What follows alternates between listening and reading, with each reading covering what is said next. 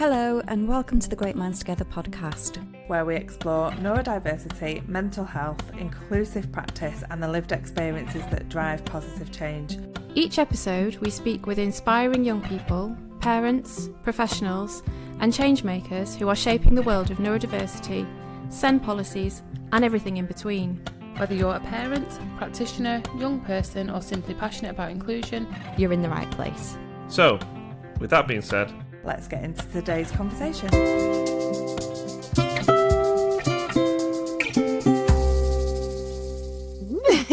So today we're going to be talking from our kind of professional perspectives about our experiences of supporting neurodivergent young people, some of the challenges might be for them and ourselves, and just sort of explore that landscape a little bit. But what it'd be really nice to do is just introduce ourselves. I think people are sick of hearing me because generally I'm on the podcast most of the time. Never. But for the purposes of this, I will introduce myself. So my name's Michelle, so I'm head of the inclusive practice element of the organisation in central services. Maybe should we start with you, Kirsty? Now, you've done a podcast before, haven't you? I have. She's an old hat. Yes. Yes, my name's Kirsty Edgson. I'm a consultant psychotherapist here at Great Minds Together. And what that means is that I work with young people and their families to provide that mental health support when they are most in need. My days generally are off-site. I do home visits, which is something that statutory services don't offer, which I think is really helpful for families who have transportation issues or financial issues. But it also allows for a more authentic environment. Yeah. How long have you been with us at Trinity? Since 2022. So a few years now. Thanks, Daria. Do you want to introduce yourself? Of course. Who you are? So my name is Daria. Most of the people will never remember. So I always refer as Daria, even in court. They were calling me only Daria. So I am a social work consultant for Great Minds, and I've been with the company for the last 2 years. So it's a quite a bit now. I feel like I'm a part of furniture. Absolutely, I would concur with that. So my typical day is very similar to Kirsty's. So I'm out and about in the community, quite often doing a lot of sessions in school, at the family homes, supporting our young people and their families when they are in crisis situation where they need us the most. So I always say that the best practitioner is a person who is not in the office behind the computer screen, is just out and about and obviously supporting people who need us the most. You both said something really similar, which I think is what kind of strikes me from what you've said, and it's that concept of kind of, I think that's what we do differently. Maybe at G&T is kind of making the support we offer bespoke and going to them and doing it in an environment that they feel comfortable and safe in. Do you think that's very different about what we offer compared to other services potentially? Oftentimes you can really get a sense of a young person's narrative if you take them into an environment that is safe, because it removes block trust as well, which is really important. You can learn a lot by going along with a young person's interests and hearing their dialogue, their internal and external dialogue. And I suppose that speaks to kind of one of the things we wanted to talk to you both about today was what are some of the challenges really that young people face, and I suppose accessing that support because of the environment is potentially one of those kind of barriers, isn't it? Well, absolutely. Well, from a therapeutic kind of standpoint, I think the first challenge for young people is finding the correct person to support, somebody who understands neurodiversity and then can adjust the way they deliver that to be impactful for that particular individual, rather than one framework working for all. And that will look very different for each young person. Just to add to what Kirsty was saying on the previous question, Michelle, I think in my previous job I was doing a lot of home visits and I still was a lot out and about in the community because that's what the social worker do. Yeah. But what I've noticed, the difference is that I've got a meaningful time to spend with the family. I don't have to potentially rush from one visit to another, and if the family is in crisis, I do have that capacity to spend that time, meaningful time with them, help them to obviously explain to me and myself witness what's going on in this home environment, because that will help me to create a package of support with the family of what they need. Because in the home environment, that's their home, that's their safe space. They're not going to have to wear that mask. They're just going to be themselves. I think going to the family homes is fantastic because we can fully understand what's going on for this young person, but also the family members around this young person, because they are quite an important part of that young person's life. I remember when I was a wraparound coordinator going back a few years ago now, and working with this young lad who CAMS had said that he was refusing to engage with CAMS services. And it just, I mean, this young lad just couldn't leave the house, you know. So I remember kind of having this conversation with the therapist at CAMS, going, well, why do you not go? And it was like I'd suggested the most like out of the box crazy notion that actually somebody from CAMS could go and visit this young person in their house, and the look on her face was just absolute. And but sometimes it just takes someone to kind of say, why are we doing it that way?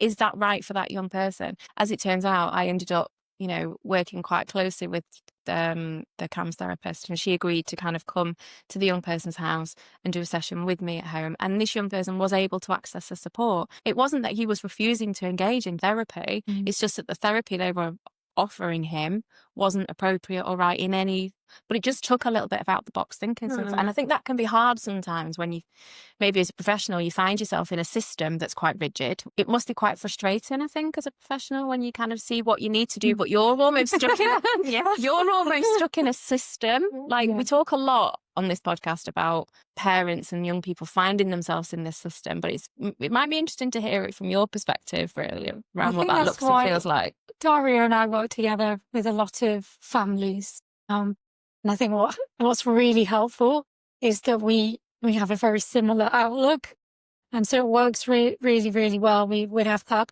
hands-on approach. Yeah. It can be very frustrating to work with statutory services who don't operate in the same way or don't have that thought process and don't look at the barriers, then find solutions. Yeah. Because to me, it does seem so blatantly obvious.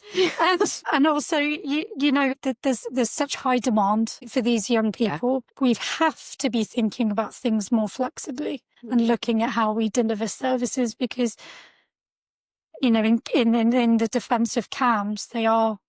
Yeah, exactly. They're in that system, and it's very difficult. I get that. Yeah. So I think, you know, hopefully there'll be more open-minded conversations that happen in the future around how support can be delivered, how it can look different. Speaking from my experience as well, what I've noticed is that quite often we are not concentrating. We're thinking like one specific techniques will work for everyone, but it's not going to. We need to take each young person and treat it as an individual human being, and something that works for one child may not necessarily work for another. And this is the reasons why I will agree with what Kirsty is saying. We're bouncing off each other, because we will test. If that approach is not working, Kirsty will use different approach, and working together as a group of professionals is extremely important for them individuals, because they all need to see us being on the same page, being positive about, you know, them young people being able to achieve what they want. But if we do have professionals, you know, across the table and they disagreeing, even as you are saying, something is suggested that is obvious for us, it may not necessarily be for others. That's where the challenges is starting, because we are trying to have this young person in the middle of everything that we do. That's not tricky. The tricky bit is to come together and help this young person to achieve what they want to achieve. And this is the reason why I think system is very rigid, and we need more clarity, because at the moment for young people it's extremely confusing. They don't understand what it means to be assessed. Tell them what the assessment is, explain to them, give them a chance to process the information. You're talking about risk assessment, safety planning, because that's the professional jargon that we are using, but it doesn't mean that the young person will fully understand what we are talking about. And sometimes us as a practitioners, we have to take a step back and think, is this young person understand what we are talking about? Because quite often I find really upsetting when a young person sits next to me and is asking question, what do you mean by risk assessment? Does it mean that I'm at risk? What kind of risk we are talking about? And it could be something simple like making sure that they are coming back on time, because there is a specific curfew, or how to keep themselves how to keep them safe out when they are out in the community. So something simple, but using this big language is confusing sometimes, but that's what we do as a practitioner. Do you think sometimes young people can get lost in the middle of it all if you've got all these professionals around them and decisions are almost being made on their behalf for them? I think it's really important, and I think that's what we do really well here at G&T, is kind of make sure that young person is front and centre in the middle of everything that we're doing and has a voice. I think, when we're thinking about that kind of trauma-informed approach, it can be really easy as professionals in this kind of rigid system almost, kind of make decisions about young people on their behalf. But it's really, really, really important that isn't kind of what a young person's kind of support looks like, isn't it, really? Absolutely. They're in the driving seat of their life, and their wishes and feelings are the most important, their goals, what they want to achieve. And they might not necessarily look like what we think, or, particularly if they're neurodivergent, that's quite interesting, isn't it, really? They've got a very different kind of view on. Yeah, and it's removing that bias that perhaps they're too vulnerable to be able to make those decisions. But, that validation, being heard is so important and vital. And I think that's what we do really well here. I totally agree with Kirsty. And just to give an example, we used to work on a case together, and the young person, she was 9-year-old girl, but she was able to verbalize what she needs at the time, what kind of support she needs. She wasn't attending education, and with us giving her that awesome her voice. Tell us what you want. Tell us what you need. She created a plan with Kirsty about, what she wants to wear, how she wants her day in school to look like, and then massive praise for school because they were quite open-minded with everything, flexible with what we put on the table. And Michelle, next day, this girl went to school. Kirsty supported her, but she stayed all day, isn't it? The first the feeling. I've got goosebumps now. And she's still consistently going. And she was out for a year and a half. So it was a joint team. And her as well. Her voice, and it's amazing. Fabulous. The limits that other people can place on us, or the limits we place on ourselves, just need to come into the room, really. Yeah. Once we highlight them, then we can look at how it's really empowering. I think in these circumstances, decisions were made behind her back. Right. Okay. Because initially, before we started to be involved, there were meetings taking place, but nobody ever thought about including her, what she wants. See, that just blows my mind. And that's what we did, which for us, it was quite obvious. We booked a meeting with the school.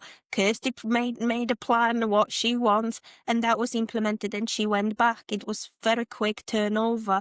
But I think me personally, in this circumstances, she felt powerlessness, but isn't it? Because nobody was willing there to listen what she wants. She was struggling with the specific texture, with specific clothing. She didn't want to be in a busy environment during a lunchtime. So it was very easy things that we could fix quite quickly, but nobody heard her voice previously. So she felt not important and misunderstood. And I think that's a really important kind of word that you've used, and I'm really glad that you've used that, because I think a lot of neurodivergent people, young people, adults even, feel misunderstood. And often it's about, the emphasis is about that individual changing.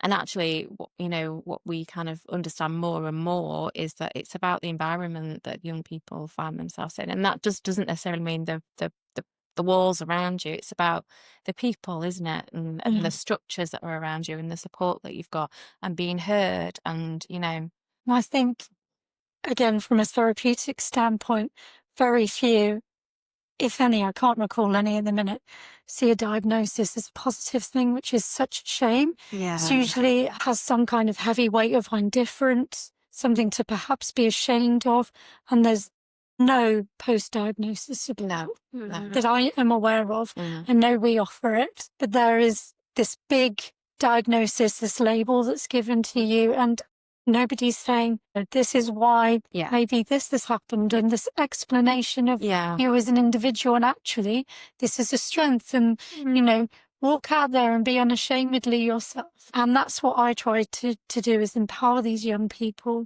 to see this in a positive way. See, my theory behind that is, because obviously I've gone through quite extensively with my own kind of children and supported lots of young people, and often we come in at that point of crisis, don't we? And I think what's really sad is that kind of autism diagnosis and that label, which feels very loaded, the ADHD label, you know, that kind of diagnosis comes at the end of a whole heap of trauma.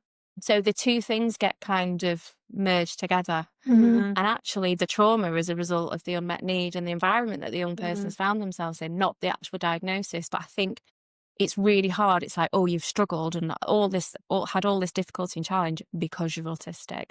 And actually it's not. It's because, you know, you've had undiagnosed unmet need. That's been the issue. Whenever I get the opportunity to work with a young person who's recently been diagnosed or on the pathway, that's what I love. It kind of lights a fire in me, that, because it's about kind of giving them the opportunity to see how amazing they are. And actually the fact that they've struggled is because their needs haven't been met, not because they're autistic.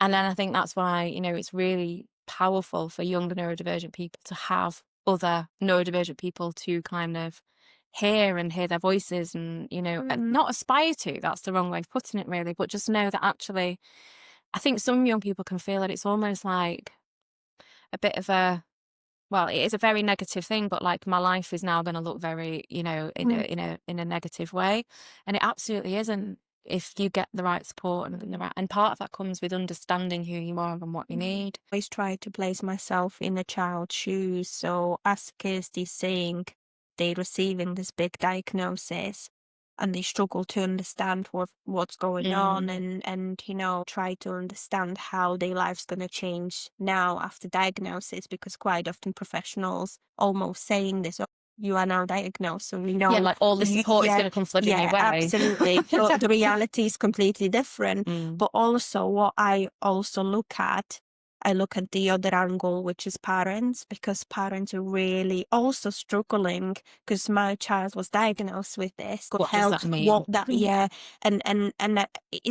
If parents feel so confused and negative and worried about the diagnosis, I can imagine they're not doing this purposely, but they projecting them emotions on the children. And then, you know, with their limited understanding about what's happening, and as you're saying, sometimes with trauma behind it, it's so difficult to build that confidence and trying to show them how amazing they are.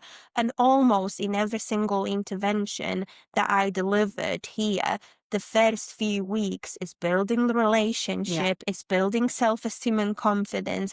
And also what is really worth to mention, if we are on this subject, when the young person is given diagnosis, consistency in terms of professional support is extremely so important, isn't it? Because they're not going to be able to build a relationship with anyone if there is no consistency. Unfortunately, in the current climate that we are witnessing out there, whether that's local authorities or camps or schools, there is a massive turnover in professionals. So sometimes young people that I work with, when I go to introduce myself, the first thing that they say to me, why you are different? You're going to leave me like everyone else. And again, it's really difficult because as a practitioner, I don't know what life's going to bring. And I can't give them that reassurance that I'm going to stay with them for as long as they need me.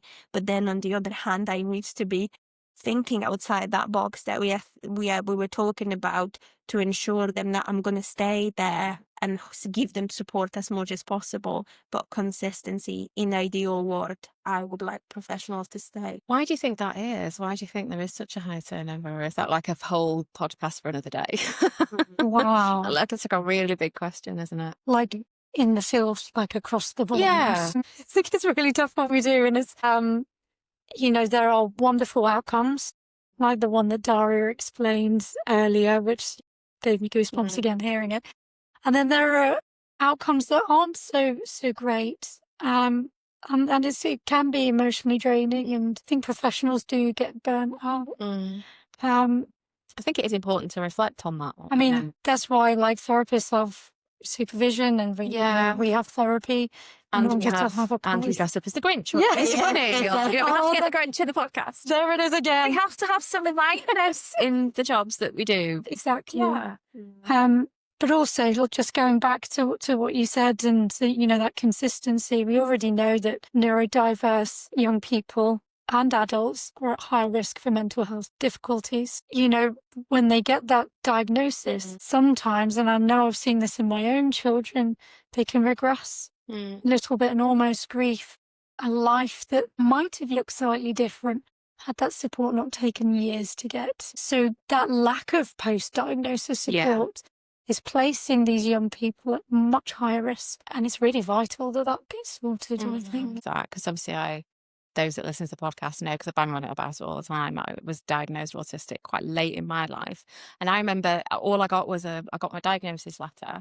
And then like on the back page, there was like these support kind of lines or like websites that I could look at. And that was it. Recommendations. Yeah. And then I had to unpick 40 years of my life.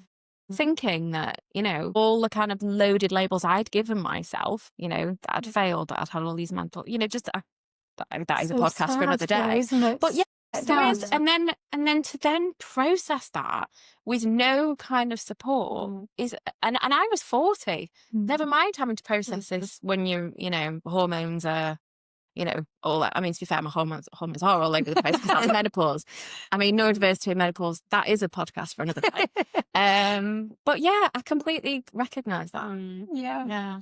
And I think also in terms of turnover, I think it's really important to have that reflective supervision. Yeah. And, you know, maybe, you know, having them kind of regular conversation with our colleagues or, you know, somebody that feel close with, like myself and Kirsty, quite often we would offload to each other after a busy day, and you know, I would call Kirsty and I would say like, this is what was going on, you know, during the day. I feel really drained, and you know, it was really difficult to support this young person. And then because Kirsty wasn't there, she is able to help me to unpick things and vice versa. And I think in this profession people forget how important it is for us to be together, to support one another. I always say to people that I supervise, we're spending a lot of time with each other. We are almost like a family to each other. If we're not going to look each other backs, who will? Because, you know, we should understand each other because we are doing this job. And sometimes, you know, again, from my own personal experience, my partner doesn't fully understand what I do. He tries. You can't explain what we do. Absolutely. Where, you know, I know that I can pick up the phone and call Kirsty, and instead of me explaining to him for an hour what was going on, like with having in mind confidentiality and all of this. And some of the things you find yourself doing as well. Absolutely. Like, you just can't explain. I can pick up the phone, Kirsty, I need you. Anytime. Love anytime. No, it's a nice relationship, and then the colleagues that we have here, I mean, we can do that. So how do you think we put up in terms of, you know, if we were kind of going to, if there are any, hopefully there are lots of professionals out there listening to this, but you know, when you're kind of thinking about working with a young person, how do you think we can kind of ensure that we're meeting their needs? What are the kind of things that you would say are the most important, really, when you're kind of starting to work with a young person? Remove any bias that you have around neurodiversity. We don't have that problem at GMT because that's all we do. I'd like to think it doesn't happen anyway. Yeah. But other professionals, absolutely, you know, dispel any myths that you have around neurodiversity, that it's just poor parenting, or it's just a label for saying somebody's behaving in a way that society deems inappropriate. All of these horrible myths. Listen and advocate for that young person. I think that is the most important. Put them front and centre of absolutely everything you do. And it's that validation, isn't it, that you're talking about? Be consistent and, ensure that young people can rely on you. Don't make any false promises. If you're going to say that you're going to visit them, actually visit them so they can trust you. Yeah. Or if you're going to say that you're going to do something, don't change your mind after. Make sure that you follow through. Absolutely. I think we need to also be quite, if we are creating a plan, involve them. It's all about them. So we are there to support them, empower them. But, it's their life and they need to tell us what they want to achieve. And it might not necessarily look like what we think. Yeah. I think when we were chatting before, you said something which struck me was about, that holistic approach. And I think that's really important when you're working with a young person, but also thinking about the wider family and siblings and, And then more than just the diagnosis. Absolutely, A practitioner should adjust their practice to meet the needs of the young person. So that could be shorter sessions, being more flexible. For me, often it's using play therapy, which is lovely and non-directive. It builds a lovely, positive relationship. And absolutely that consistency. An example from today, unfortunately, a colleague was poorly, but there was a planned activity for one of our young people that we work for. So I quickly nipped to the shops to get the same activity, do some painting, and it will look slightly different, but at least that plan that they were expecting, processing for a week and looking forward to could go ahead. I think we can underestimate those small things sometimes, but actually they are so important. I think it's crucial to think outside the box when we are working with any young people. What box? Because even my example, I do have a young person now. She extremely struggles to talk about her feelings and emotion, but she loves to watch Korean programs. And there was a Korean program where there is a group of young people and they're singing, and through singing they're expressing the emotion. To be fair, Michelle, I don't know anything about it. It's not, and I don't really know. I don't like it as well. But that's what we are doing. We are watching every single Friday. We are watching a clip, and through the clip, we are discussing emotion, and we are linking with the program. So again, that's the way how she is able to tell me how she feels. We need to think that way, because that's the only way where they're gonna teach with us. But also from my point of view, working together. With Kirsty, we do work together. We're trying to build a really good relationship with external professionals for our children. And even if we do have disagreements with them, because we did on so many occasions, we never allowed a young person to know that there are some disagreements between professionals. We always saying we work together because we want you to be successful. Well, I think we've covered a plethora of topics today. I hope it wasn't that bad. That was fun. But thank you both for joining us today. I've really enjoyed it. And hopefully there's been lots of kind of things for people to take away and think about. And, if anyone kind of wants to reach out to us regarding anything that we've talked about, then please do contact us on social media or via our website. But thank you both for joining us today. It's been a pleasure. Thank you, Michelle. Thank you. Thanks. Thank you so much for joining us on today's Great Minds Together podcast. If you found this conversation valuable, please share it with others. And don't forget to subscribe so you never miss an episode.